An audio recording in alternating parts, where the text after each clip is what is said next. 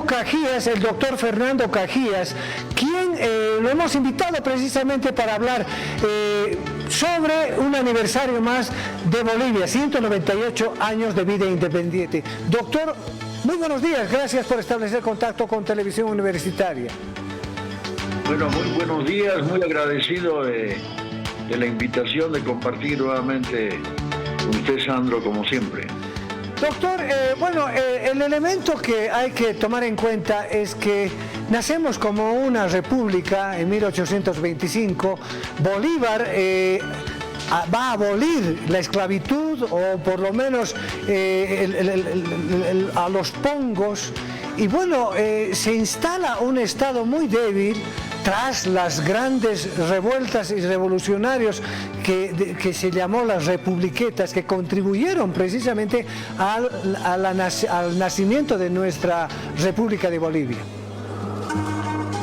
Sí, indudablemente, usted señala, Sandro, el 6 de agosto se evoca algo muy importante, ¿no? Que nacimos como república. Esto tiene un valor político a nivel internacional también. Y como se sabe, el sistema republicano, bueno, que tiene antecedentes en Roma, ¿no? En una de las épocas de Roma, sin embargo fue como uno de los objetivos de la Revolución Francesa, que las repúblicas reemplacen a las monarquías. Pero eso en Europa duró mucho tiempo. La primera república francesa duró pocos años, luego vino el imperio napoleónico, volvió la monarquía, etcétera.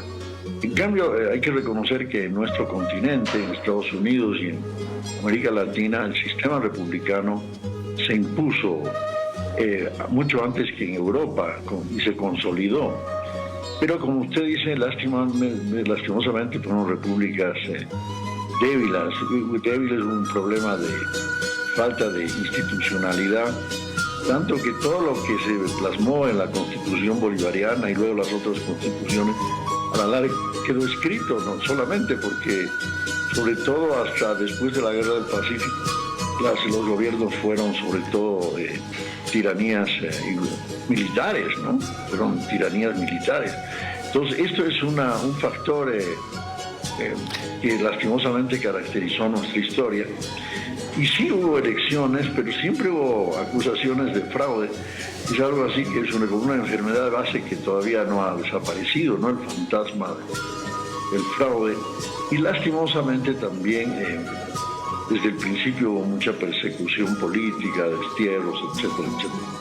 Lo que sí hemos mejorado es que nacimos con una democracia restringida. Hay que recordar que se limitaba por la riqueza económica, también por la educación. El que no sabía leer y escribir no podía votar.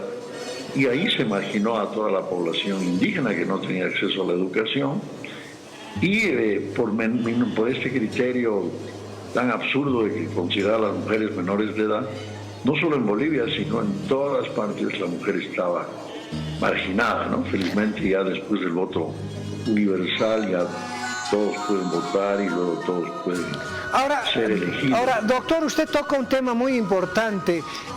La constitución precisamente de un Estado capitalista, de un Estado que va a formar un Estado-nación, se produce precisamente con antecedentes. Primero la Guerra del Chaco, luego el socialismo militar, y de ahí se va a llegar a la Revolución de 1952 para constituir un Estado capitalista.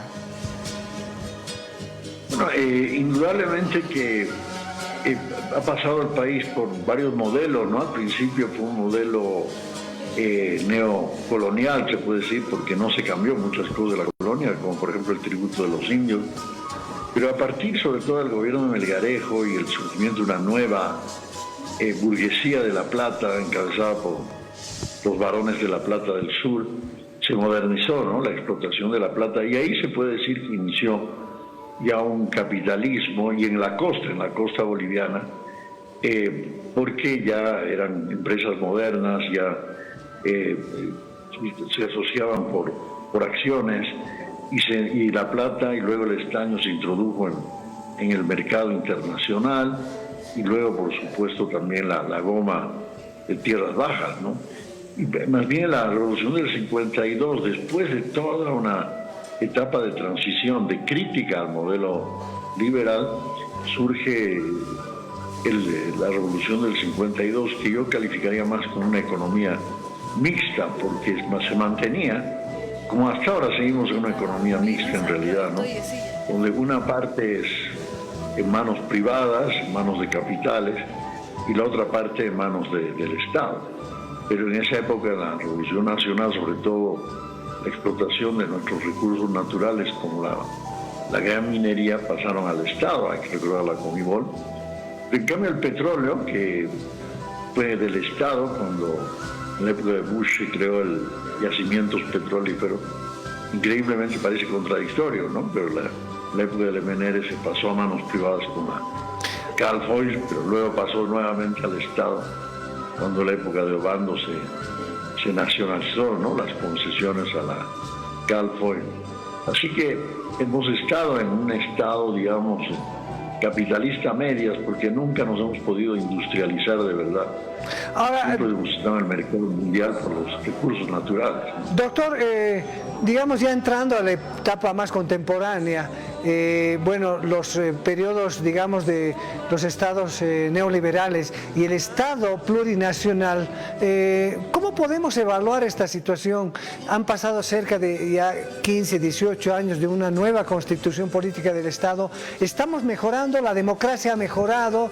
¿O está la democracia, no solo en Bolivia, está siendo socavada? Están deteriorándose, están erosionándose las instituciones democráticas. ¿Usted cree que estamos mejorando o estamos empeorando? Yo creo que hay aspectos en los que se ha mejorado, pero en otros se ha empeorado. Se ha mejorado indudablemente en que somos ahora un Estado más inclusivo. Hay más participación de las mujeres, de los indígenas como autoridades, como asamblea plurinacional, etcétera. Pero a la vez se ha empeorado mucho en lo que respecta a la justicia, por ejemplo. La justicia boliviana, lastimosamente, tiene una larga historia de injusticia, más bien, y ahora está peor, indudablemente.